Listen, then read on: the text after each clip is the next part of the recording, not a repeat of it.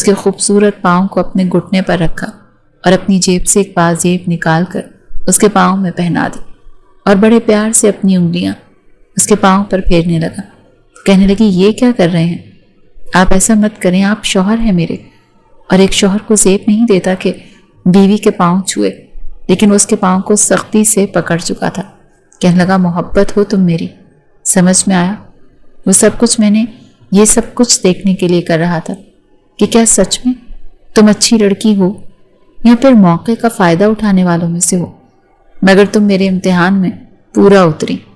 یہی وجہ ہے کہ یہ زین لاشاری تمہارے پاؤں کو اپنے گھٹنوں پر رکھ کر تمہیں عزت بخش چکا ہے۔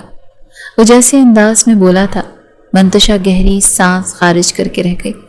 کچھ دیر کچھ پرانی باتوں کو کریدتے رہے اور پھر زین اس کے لبوں پر ہاتھ رکھ چکا تھا۔ کہنے لگا تم بہت بول چکی ہو، مگر اب اور نہیں۔ چلو شاباش، بہت ہو گیا ڈرامہ تمہارا، اب وہ لباس پہن کر آؤ نا، وہی سرخ لہنگا۔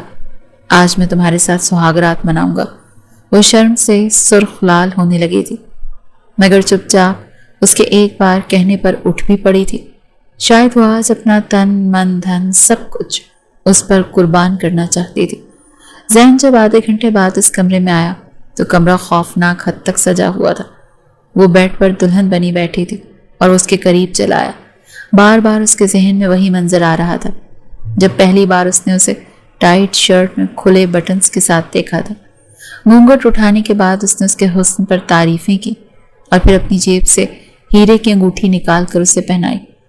وہ اس کے ہاتھوں کو لبوں سے لگا چکا تھا اور پھر محبت کے اس حسین سفر کی وہ دونوں شروعات کر چکے تھے۔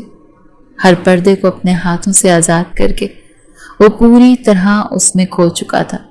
وہ رات یقیناً منتشا اور زین لاشاری کو ہمیشہ یاد